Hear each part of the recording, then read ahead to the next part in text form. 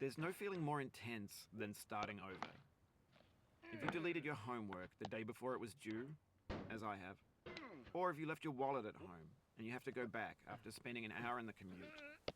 If you won some money at the casino and then put all your winnings on red but it came up black.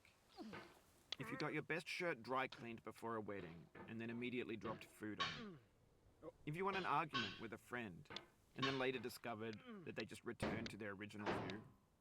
Starting over is harder than starting up.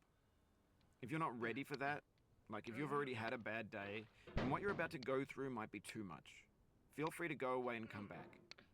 I'll be here. Alright, thanks for coming with me on this trip. I'll understand if you have to take a break at any point.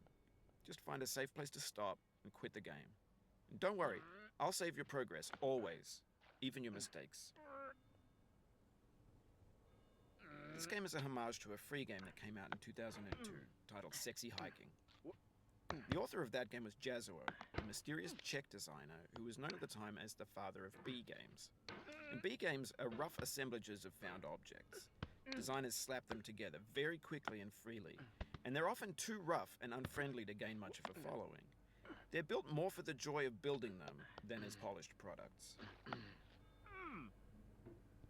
In a certain way, Sexy Hiking is the perfect embodiment of a B game. It's built almost entirely out of found and recycled parts, and it's one of the most unusual and unfriendly games of its time. In it, your task is simply to drag yourself up a mountain with a hammer.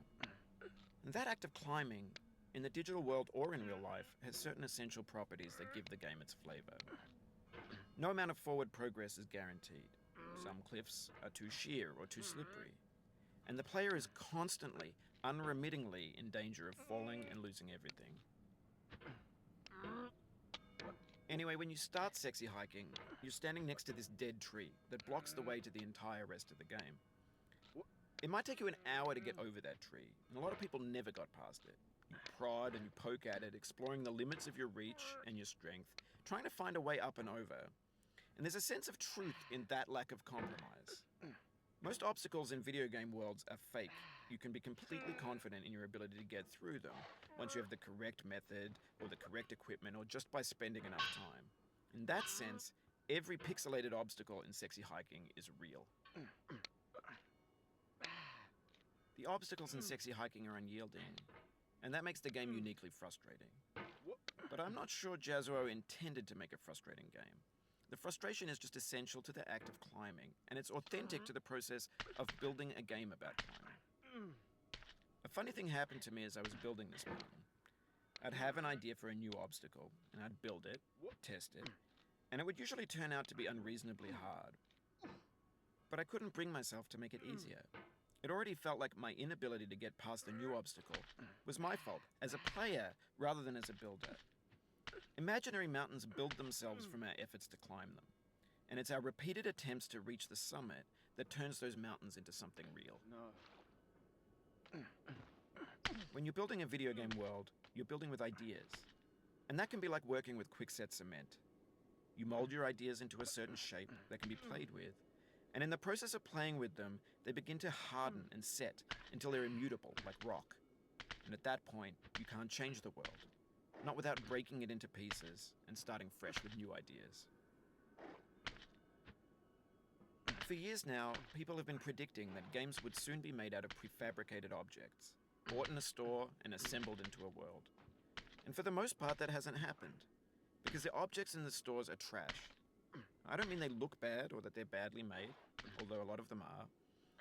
I mean they're trash in the way that food becomes trash as soon as you put it in the sink.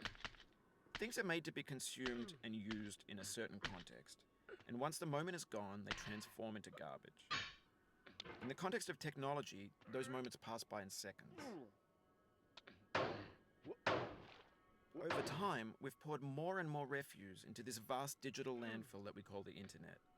It now vastly outnumbers and outweighs the things that are fresh and untainted and unused. When everything around us is cultural trash, trash becomes the new medium, the lingua franca of the digital age. And you can build culture out of trash. But only trash culture. B games, B movies, B music, B philosophy.